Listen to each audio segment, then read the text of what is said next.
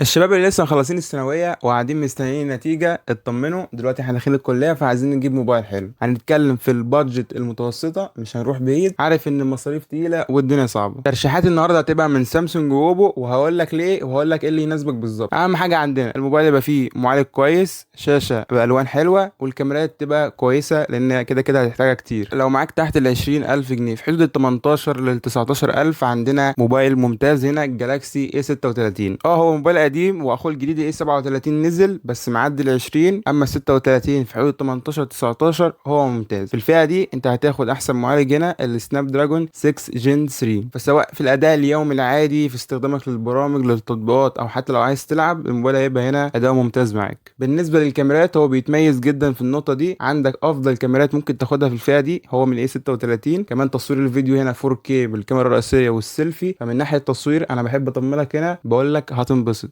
طب بالنسبه للشاشه سوبر اموليد بالوان محترمه 6.7 انش بسطوع 1200 نتس، فهتبقى حلوه في الرؤيه تحت الشمس ومش هتواجه معاها اي مشكله يعني. بالنسبه للبطاريه، بطاريه 5000 ملي امبير تدعم الشحن ال 45 واط، والشحن مش بيجي في العلبه، وهكلمكم على النقطه دي قدام. من ضمن الحاجات الجميله برضو هنا ان الموبايل داعم للاي سيم. هي عندنا مش شغاله احسن حاجه في مصر هنا، تحتاج كل مره تغير الخط من موبايل لموبايل، تعوز تطلعه من اول وجديد، ولكن في ناس تهمها الميزه وهي حاجه مميزه هنا في الموبايل. طيب نطلع بقى فوق ال 20,000. لو تقدر تزود حوالي 5000 جنيه تقريبا عن الاي 36، عندنا فئه ال 23,000 جنيه. موجود عندك هنا موبايلين، الاي 37 والاي 56 القديم. لو عرفت تلاقي الاي 56 ممكن يكون قليل شويه، بس هتلاقيه هيبقى خيار ممتاز جدا. هتاخد ايه فرق عن الاي 36؟ عد معايا. معالج الاكزينوس ال 1580 ده معالج من سامسونج، مش عايزك تقلق منه، اداؤه احسن كتير من المعالج اللي فات، فممتاز ممتاز ما تقلقش منه خالص. هنرتقي شويه في الخامات وهيبقى عندنا فريم من الالومنيوم هيدي متانه وفخامه للموبايل. بالنسبه للكاميرات نفس اللي قلت لك على ايه 36، بل واحسن كمان. الكاميرات هنا احسن في حكايه الصور والفيديوهات، هو متميز جدا في النقطه دي. وبالنسبه للسيلفي، عارف بتحبه قوي موضوع السيلفي. السيلفي ممتاز سواء في الموبايلين، وفي الاي 56 هنا كويس جدا، وفي حته تانية برضه نفس الكلام. البطاريه 5000 ملي امبير بيدعم 45 واط، وداعم هنا للاي سيم. خلينا هنا بقى اكلمك عن نقطه هتبقى في كل موبايلات سامسونج عشان تبقى مركز معايا وعارف الموضوع ده. في عيوب ثابته كده في موبايلات سامسونج، انا بعتبرها مش عيوب لو انت عرفت ان تتعامل معاها، قصاد كده تاخد حاجات تانية جامده. مفيش موبايل عندهم بيجي معاه شاحن في العلبه، الموضوع ده انتهى. فمن اصغر موبايل لحد اغلى موبايل كل ده ما بيجيش معاه شاحن في العلبه، فانت اللي بتروح تجيبه مع نفسك. تاني حاجه بالنسبه للشبكات، شبكات موبايلات سامسونج خصوصا في سلسله الايه بتبقى ضعيفه. يعني ايه؟ يعني انت لو قاعد في مكان الشبكه فيه هي فيها مشكله وضعيفه، مش سهل اي حد يلقط فيها شبكه،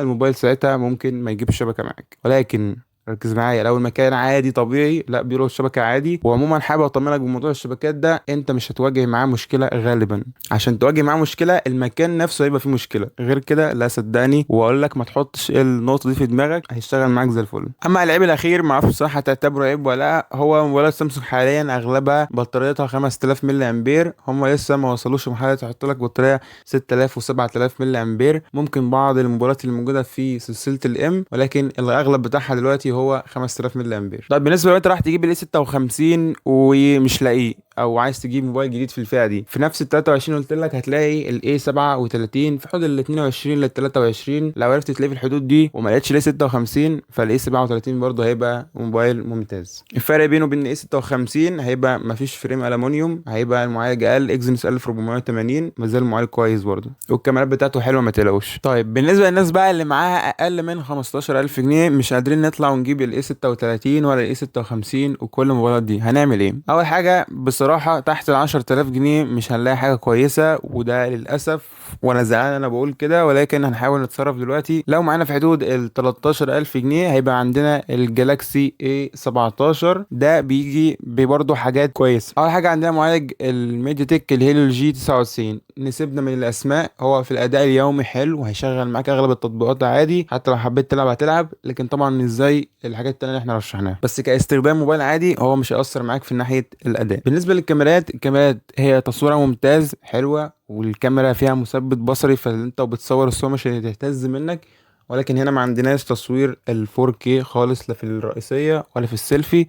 وده امر طبيعي في الفئه اللي موجود فيها الموبايل يدعم معاك ال NFC، فبيدعم الحاجات الاساسيه اللي تشغلك. مفيش طبعا اي سم هنا. الشاشه بتاعته لسه بالوان تحفه وممتازه، ولكن عندنا حاجه هنا، السيلفي هيبقى على هيئه الحرف اليو او بالنوتش القديم بتاع الكاميرا، مفيش بقى اللي هو الثقب بتاع الكاميرا. حافظ الموبايل من تحت هتلاقيها كده تحسها تخينه شويه، فالحته دي شكليه شويه لو متقبلها تمام، عشان الموبايل بقى امكانياته يعني ممتازه.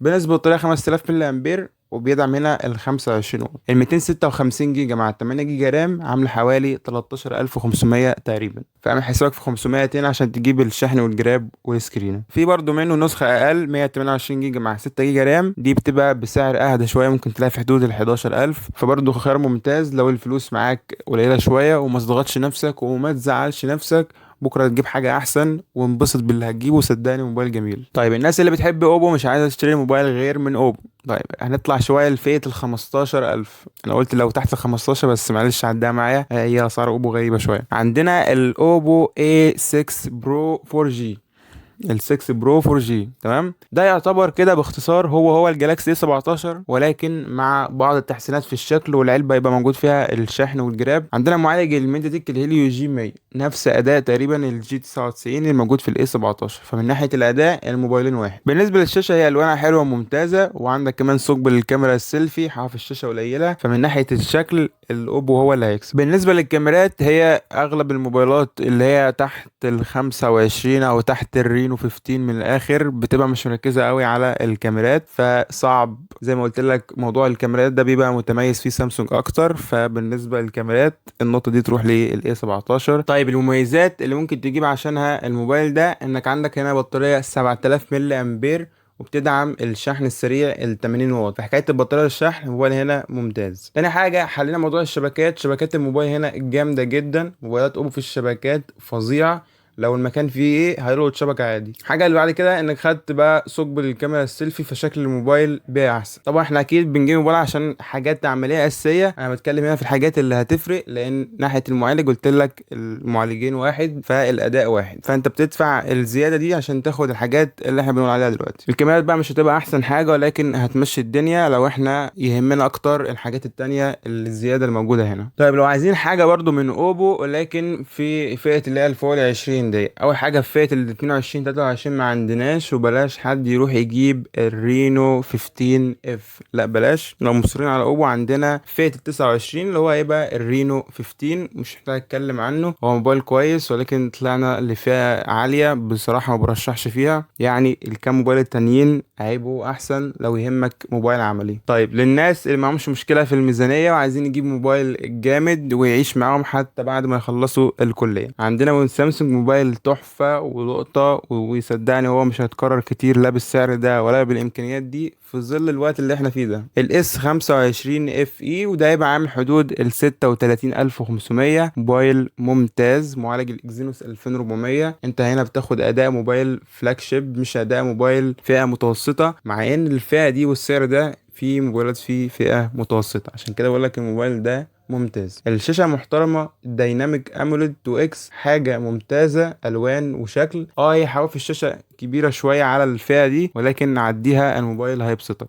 الكاميرات برضو ممتازة، بص الموبايل كل حاجة فيه ممتازة، وانت يعني طلعت خالص من حكاية الفئة المتوسطة. عندك تحديثات هنا لمدة 7 سنين. سوفت وير سامسونج بالمناسبة هو من احسن السوفت وير اللي ممكن تمسكه على موبايل اندرويد، مستقر مليان مميزات، كل اللي انت ممكن تحتاجه هتلاقيه في السوفت وير ده. بالنسبة للموبايلات التانية A56 36 A17، دول برضو بيدعموا 6 سنين تحديثات اندرويد، اعتقد انت مش هتحتاج اكتر من كده خالص يعني. اطمنوا، مبروك، ربنا هيفرحك ويفرحك، مع السلامة.